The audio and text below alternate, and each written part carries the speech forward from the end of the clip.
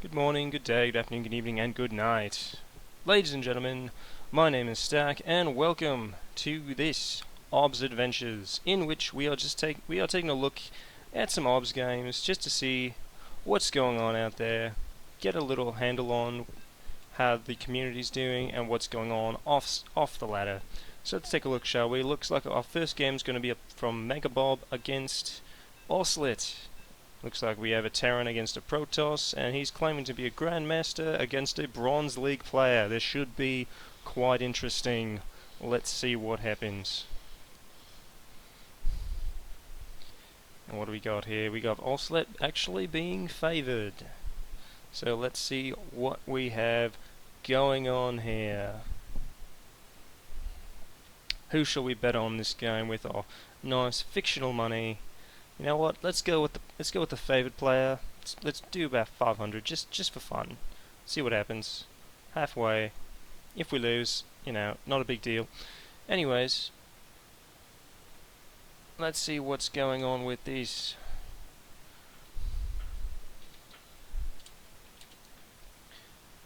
So let's take a look what's going on with this. Looks like Mr. McSomething is actually doing a live cast of this. So we'll see. I might check that out afterwards. We'll see. I'm not entirely sure.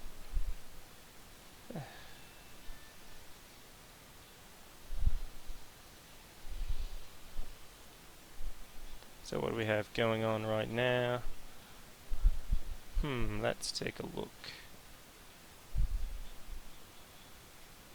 Now we've got our supply depot coming down and our pylons. We've got our scouting coming out from the Protoss player. Let's take a look at what he's queued up nicely on his commands. Oh, he's going to stop though. How's he going? There we go. Let's take a look. And we've got our barracks coming down. It's actually not a bad idea to do. I mean, it's to wall it off. He might be able to, especially since it's a relatively big map. There's a lot of surface area to cover, especially if you miss that early scout. If you scout wrong, I mean, you've got a 1 in 3 chance of scouting properly on a map like this that has 4 starting locations, so you do have a 1 in 3 chance. If you do scout it wrong, it gives a Terran time enough to get their wall completely up into position. So let's take a look at what's going on with these. So let's take. I really need to stop reading this chat. It's actually quite distracting. I'm not exactly sure what's going on with that. That's why I wish I could actually turn the chat off. As far as I know, I can't. I might take a look in the options later. So from our Protoss bloke, we've got this cybernetics core coming down, and looks like our Terran did manage to get the 4 wall up, so he's not going to get any type of scouting information. Unfortunately for Megabob, he actually hasn't gone out scouting either, so he has no idea what could possibly be coming this way. By doing this, taking the double gas and the cybernetics core, he may go for a possible Stalker, Zealot, and Mothership rush. But we'll see what happens. Bear in mind, in these observer games, you have no idea the quality of players that you can come across. Since this is not the ladder, it's completely random. We have no idea what's going to happen.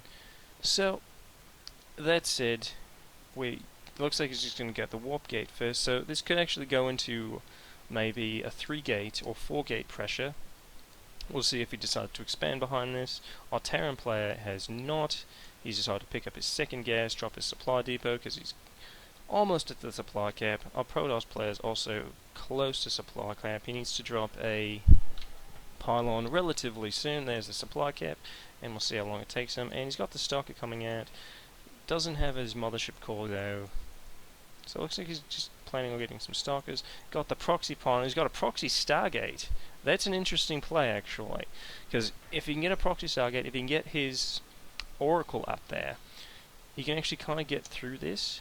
I mean, he's dropping the purple Terran Megabob here. He's dropping his engineering bay. He doesn't actually know what his opponent's doing, because he hasn't really dropped a scan as far as I know.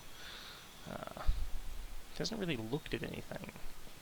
So, I've got a pet there, a cow. Nice, but he's got his engineering base. We could drop a turret down. to kind of protect these from this incoming Oracle. As we see, it's all building. He's not exactly prepared for it. So this Oracle could actually do a fair amount of damage, and especially if he waits and gets a second one, can actually probably level most of this line here, as he doesn't have that many Marines out. He's only got 6, but Oracles also do bonus damage to Marines. I mean, they can cut Marines pretty quick, but Marines do fairly amazing damage, to be honest. So let's take a look and see what he's going to have. Is he going to wait? He is going to wait for that second Oracle. Does he have enough to juice it out? He does. He's got 55 energy, so he could actually Chrono Boost this out. Chrono Boost is probably one of the best skills in the game. Should always be using it, no matter what. And we'll see what happens. Yeah, he just Chrono Boosted something, and well, we'll see if he actually hits this. He's making a third Oracle there. He Chrono Boosted that one.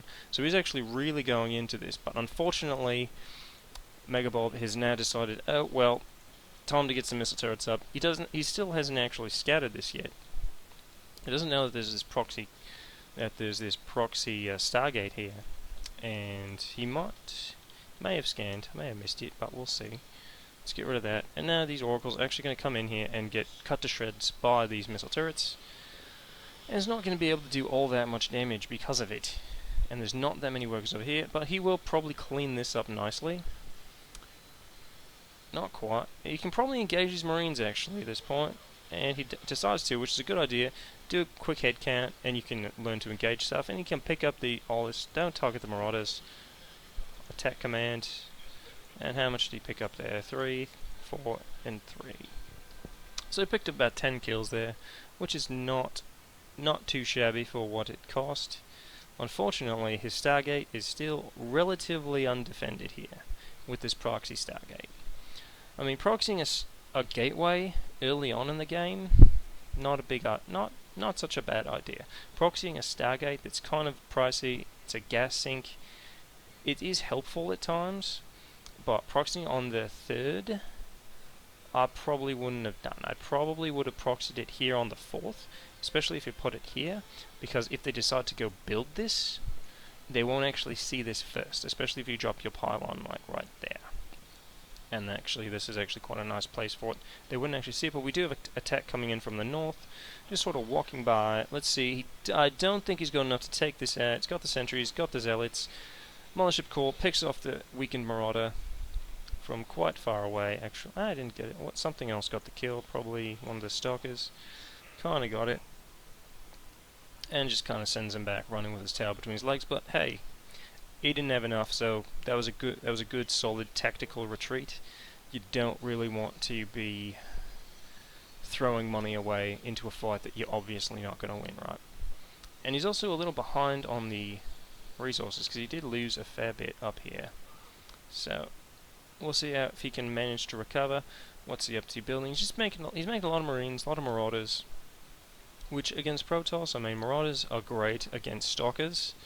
If you get concussive shells, they sort of help against Zealots if you can stutter step around a lot, but Marines are extremely useful against pretty much everything, with the exception of Colossus. Colossus kind of just eats stuff.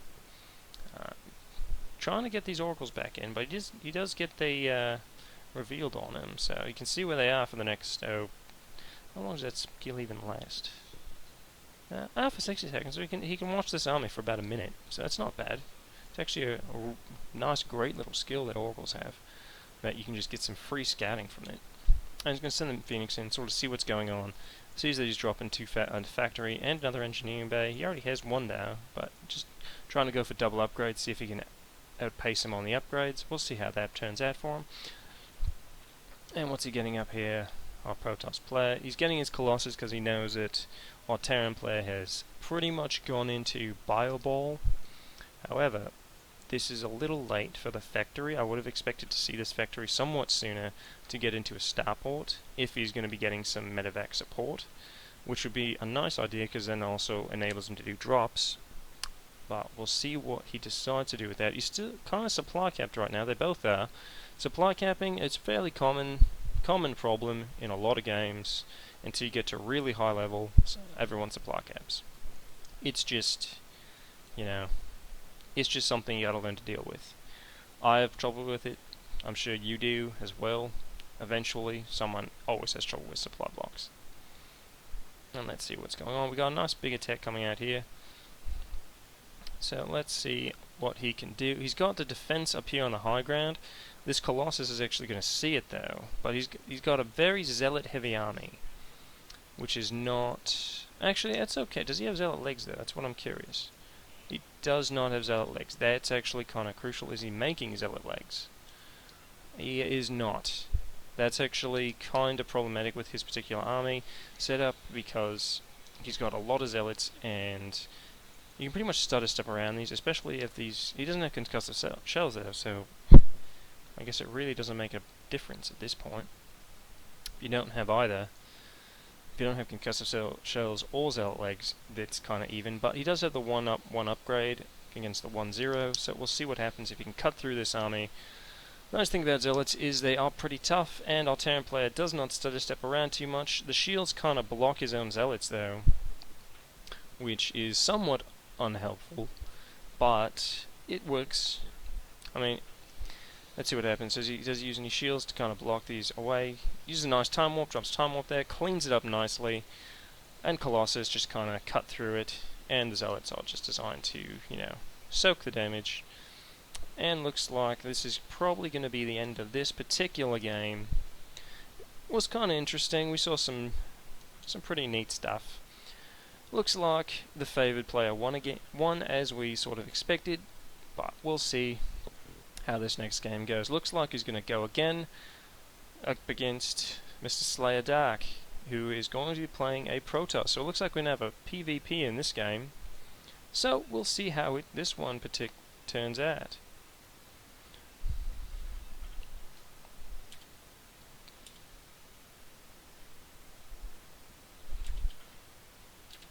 So, and then the Dark Templar going after the thing. Interesting. Let's see what happens. Oslet's favoured once again, so we shall see what's going on. And you know what? He did pretty well last game, so let's go all in on him, even though I don't know anything about this new guy, Mr. Slayer Dark, down here in the bottom left-hand side of Red City against the pink Oslet, who did a pretty bang-up job in the last game. So we'll see how this works out. It is a PvP, which is somewhat of an interesting matchup to me, since Protoss is probably my least of the favourite races. I like all the races, but if I had to rank them all on a 1, 2, 3, Protoss is number 3. That's just me though. And so this particular map should be interesting. We'll see what happens. I'm not entirely sure. It looks like they are going for the early... Both of them are going for an early scat to see what's going to happen. It's a little early to... well, it's not... I mean, I don't expect to see a cannon rush on this, because A, it's a pretty big map, and there was also no forge going down, so they both scattered. They both scattered in the wrong sort of direction. Now, with cross spawns, I don't think I've actually ever seen a bottom cross spawn. I've seen a top cross spawn before, and I've seen the diagonal. I've never... And I actually did... we did just see this one here. Never mind. I'm just going crazy. Just ignore me for that part. I'm just completely nuts. So, we'll see what's going on. They're both going to scout at the same time. They're not walling in, which is probably... in a PvP, it's not exactly the biggest problem not to do that. So... we'll see what's going on with this. And you can sketch the assimilator. Looks like they're actually doing fairly similar builds. Both of them, everything's kind of on time. The gateway, the pylon, this guy's just sort of sitting here. He might get scared off, gets the cyber core down, drop the cyber core. So this is actually, they're doing a very mirror build, I want to say. They're doing pretty much the same thing. Same things, so we'll see how it plays out. From this point, they could either go into 3-gate or 4-gate pressure, maybe a 3-gate robo, or even a 4-gate all-in at this point, if they really wanted to. But we'll see what happens. They're kind of saving the chrono boosts rather than pumping out probes, especially Mr. Slayer here. He's got a lot less. Well, he's actually got more probes on gas though. So that would be where his income's gone, because together they've got. What's Oster's got here? He's got 620 versus what? Actually, I have an easy way to find out. Why do I not do this? I don't know. So we got 21 to 19, fairly similar. Looks like we're getting the warp gates early on. As per usual, warp gate is also an amazing skill to get. It's something you should always get in every game if you're playing as Protoss, because it's just that damn good, as they say. And looks like we're going to get first blood on a probe, because he got too nosy and ran into a stalker. So, and we got this probe's kind of retreating back here. At this game, the Xel'Nagatar is actually going to play a very pivotal role in holding this, because it is a nice diagonal cross spawn. And if you just use the AI and just a move or attack command from one end to the other, it's going to walk all the way along this particular path, unless you want to take the long way around. Which, if you're doing a sort of a stealth trajectory or attack, and you want to keep your moves hidden, you can also do that as well. Looks like we've got a couple of stalkers moving out. It's going to see if they can take this watchtower. That's where I'm betting they're going. They're on the attack command now, I think. I don't know. Are they on the attack command? I can't see. No, they're not going for the watchtower, so they are probably heading right up here to see what's going on, see if he can do any damage. But we've got 3 stalkers from both teams. But he's got his warp gate done, but he doesn't have a proxy pylon to help him out, whereas Oslet has dropped its early proxy pylon. I'm wondering if he's going to do something similar that he did in the last game, which is the proxy Stargate, but it doesn't look like it because the probe might get scared away and it's being followed and gets picked up by the mothership core. And these 3 stalkers kind of get scared away. Not too much damage done on either side. I mean, it's got its shields taken down, lost about 14 health. This one didn't quite get its shields taken down at all. And we've got the warp gate sort of starting to finish. And Slayer Dark's now dropping his Stargate, so this should be kind of a nice transition into sort of the mid-game, I want to say. Well, depends how long a game really is. Because early, mid, and late game, we're sort of getting into the mid-game tech, where we're starting to get tier 2, and tier 3 sort of buildings on the field. So I'd say that this is sort of transitioning into the mid-game. Even though we're just getting our expansions coming up, and starting not to talk, and we've got a little bit of a lag spike from Mr. Yellow player Errol, and Slayer Dark just decides to quit. Not entirely sure. That could have been anybody's game, but I guess the lag just sort of trumped it. It's a good thing that I did it. So, let's see. Looks like we're going to get a nice rematch. Let's see what's going to happen this time.